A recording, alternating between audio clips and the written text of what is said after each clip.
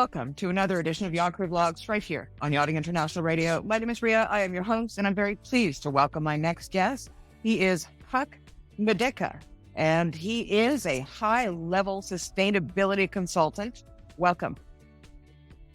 Hello. Now, what is a high-level sustainability consultant? It's something that came out of being a wilderness guide. So as a wilderness guide, I learn what is enough in nature. And so when I go from there and look at how we look at sustainability, I realized we talk about sustainability in a way that it's not sufficient. And high-level sustainability is really trying to look at the sufficient level of sustainability, and that is the area in which I'm consulting. We see governments and laws that are being implemented against single-use plastic and recycling that people are doing. In your opinion, is this enough, or do we need to take it even further in order to continue to try and save our planet? I think it's not only about saving the planet, it's really about saving our species and actually ourselves. It's not even about our children's future, it's about our own future. And what needs to change is we need to change from calling something sustainable that is only more sustainable, and also being aware that more sustainable is not sufficient. We need sustainability to survive. And when I say sustainability as in ability to sustain, ability by our planet and ability by our own species, our action. So how can people move forward? Can you give us some examples of, say somebody wanted you to come in and consult them on how to become more high level in sustainability in their practices? What are some of the things that you would recommend? My favorite example is if there's a company that would make spoons and they want to work on their sustainability, and there are a number of companies that make spoons, a number of companies that sell them, and people who buy them. And when we think about what is a sustainable spoon, we can think about all kinds of materials and methods to produce them and methods to transport them, and work on all these and make them more sustainable, like lowering their footprints, ideally increasing their handprint. But the thing is, we already have more spoons than people on Earth. So we have no reason to even think about making spoons more sustainable. We just take your favorite spoon with you, and we need to just get busy with the stuff that really matters, and instead of trying to make spoons. And the list of products and habits that we need to forget about is just huge. So we can make cars more sustainable. At the same time, we know that producing more cars is not beneficial for the survival of our species. And the same is in pretty much most areas that we're talking about. Is it mobility? Is it living? Is it consumption? Is it food? Like all these areas, we need to understand that high level sufficiency or high level sustainability is the name of the game, because without this efficiency, we are not much, let's say, tolerated by the rest of the natural world. So even if we're in the city, even if we feel ourselves somehow distant or decoupled from the natural realities, we cannot ignore that nature is the only place on Earth, and wherever we are, the rules apply. And that means we cannot afford using energy, resources, money, or time on anything that is not primarily beneficial for our survival and the well-being, or let's say primarily beneficial for the well-being of life and all its diversity, and through that for our survival also.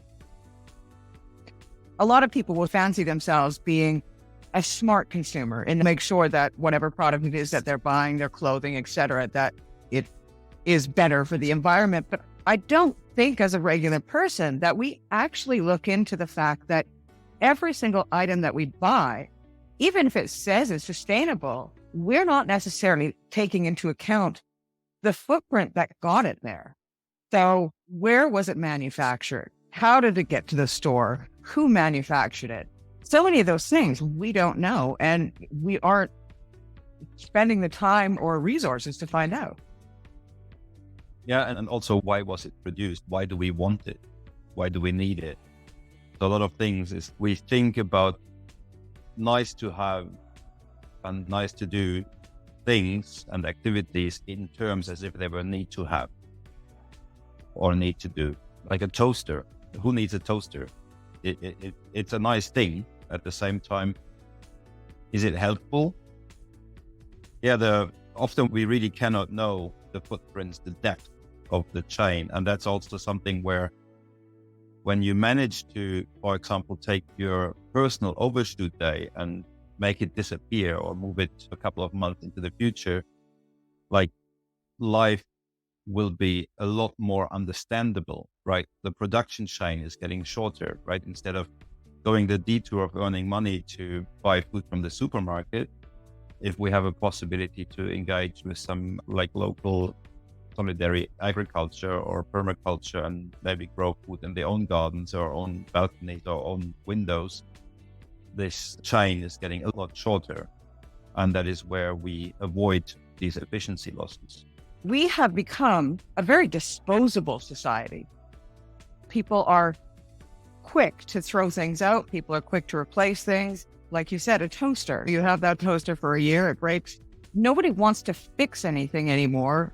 It's become a very disposable society. And I guess people don't really think beyond what they're doing in their own home. They don't think, now that I've just thrown all this stuff out and bought new to replace, where does this stuff end up? I think the trick is to actually not only think beyond. Thinking beyond is like actually getting really difficult, because when we start to want to think beyond, then we want to understand what does it actually mean, parts per million of carbon in the atmosphere. So like then we try to think to understand climate change or biodiversity loss. And these are things where I think the thinking matters much less than the feeling.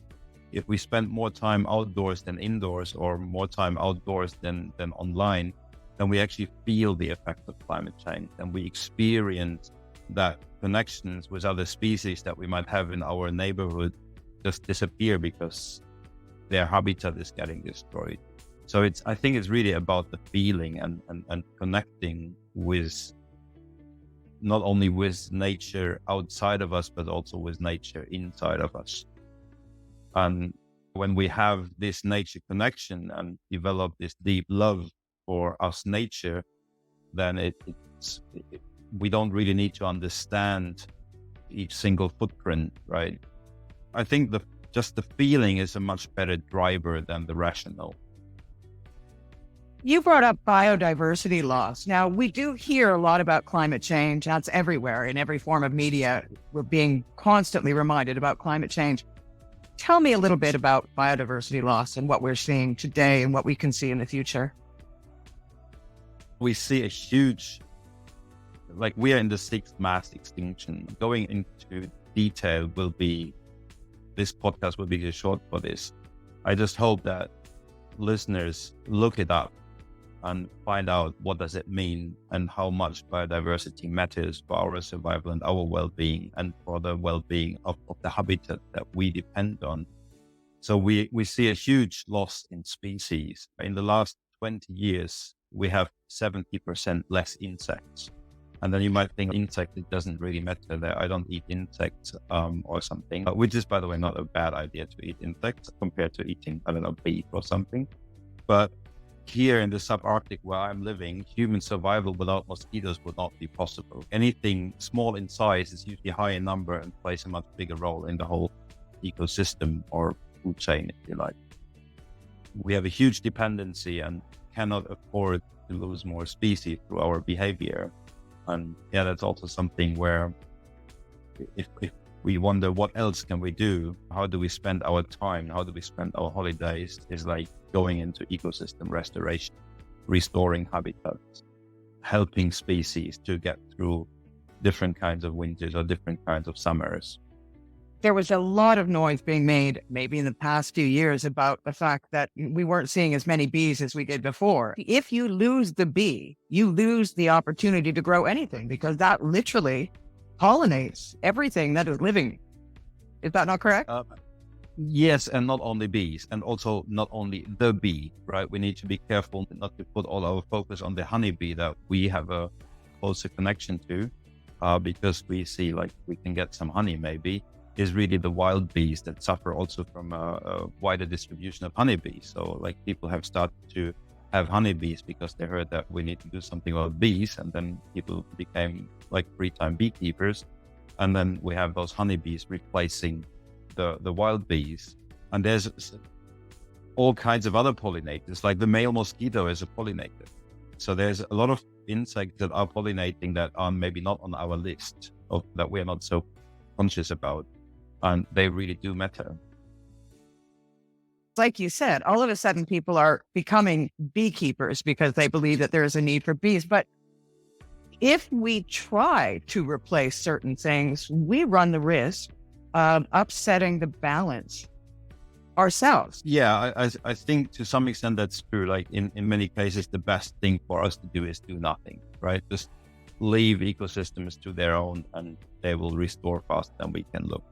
At the same time, there's a lot of, when I think, for example, the drainage of bogs, like these trenches, they don't just fill themselves fast enough by themselves. We need the bogs to be wet again, as carbon sinks, right? Like we have some repairs we need to do, and some things we just need to change. When I think about clear cuts here in the place where I'm living, clear cutting is still a habit.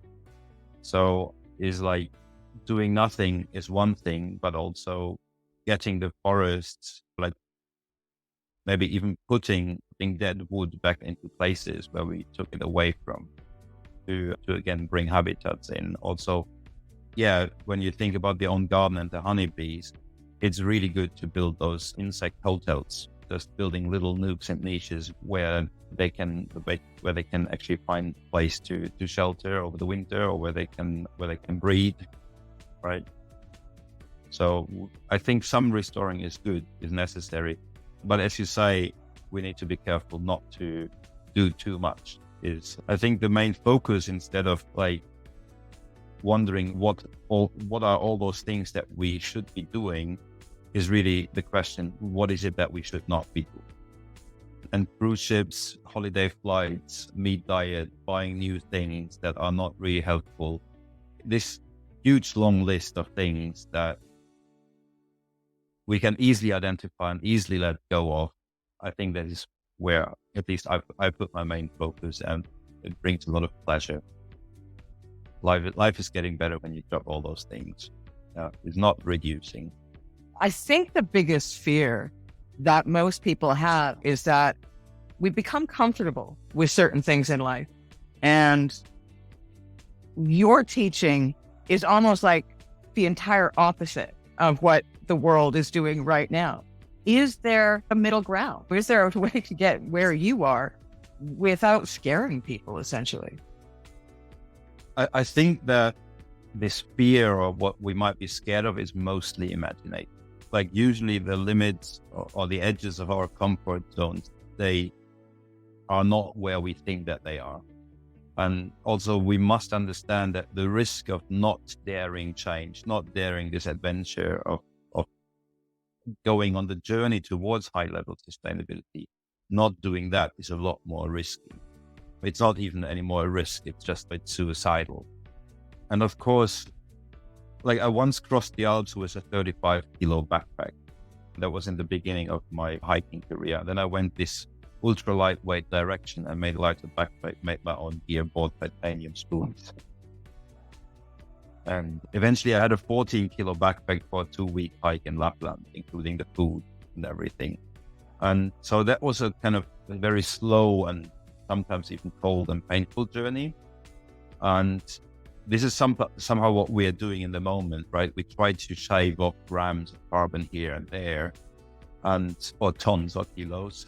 We have a focus on carbon, which is, I think, unfortunate because it's just a symptom of the climate change. Another approach is, and going back to this hiking example, I've been on a 1-week survival course in that time where for 1 week we were only allowed 3 kilos.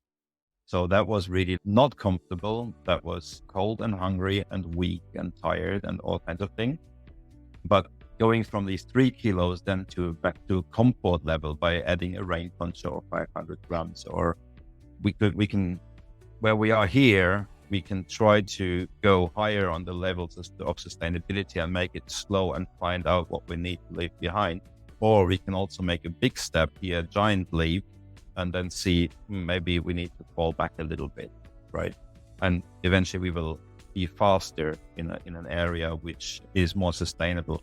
I think the big question is not what we need to do and how we need to do it. It's really the why we need to do it.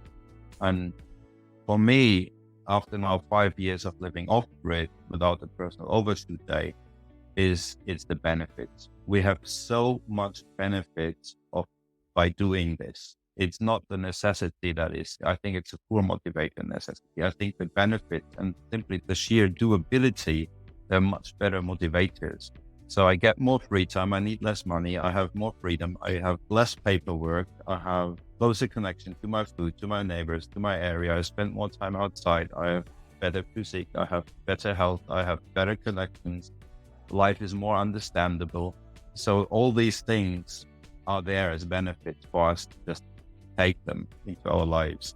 And I think what you just said, yeah, that might be scary, right? Like for some people to even give up a toaster might be something that like, no, I love my toaster, right? You don't need to give up the toaster. You can build yourself a low-tech toaster that runs on solar power, right? Not even solar electricity, but directly solar. Or so it's actually the journey of this, the change itself. We need to make that sustainable. We cannot expect from ourselves or each other to go to these levels of sustainability that we need and that we could easily have as fast as we need them, because we have really slipped into a deep shit, right? We were born into a rotten system where we grew into habits where we were advertised and certain behaviors were just legal and normal and the thing to do, right? And we call stuff that is really destructive as something that was part of the high society or status symbols. So the journey ahead of us, it might really seem so long and so incredibly hard. And I think the best thing that I can share, like I cannot share what to do or how to do things, is really the why. And that is the love of life, is like the joy that we have, the connection that we can get. And I can share some tools, right? How to get there, how to identify what we can do in our own lives. So a lot of the things that I have discovered for my own life, they are not scalable, right? I use a muscle power plant to charge my USB devices. I only have USB devices, that's my electric devices. And because I had like quite old third-hand solar panels, they were simply not enough here in the winter. I just built this muscle power plant, like a little generator where I can just pedal and charge my devices quite easily. That is just not scalable in itself because some people might not have access to use their legs, right? Then again, communication is a scalable one. Mindset shift is something that is very scalable. And as I said, tools are very scalable. And again, I mentioned the full moon full stop, hashtag full moon full stop, a very good tool that really helps to make a tailor-made, self-tailored plan month to month that moves us forward really fast. So those kind of things are scalable, and they really also take the scare out because you have these successes. Every month you have a success that you can look at and motivate. Small steps, achievable steps, right? Choosing something that is doable yet also challenging, right? Because we really want this adventure, and it's very rewarding to look at what is actually possible. I have to say to all of the viewers out there, if you want to get in touch with Huck and perhaps find out more of his tips and ideas to change the way that you're living, we will provide that information below this interview when it airs. I want to say thank you to Huck for joining us today. Thank you. You've been watching another edition of Yacht Crew Vlogs right here on Yachting International Radio. My name is Ria. I have been your host. We'll see you again next time.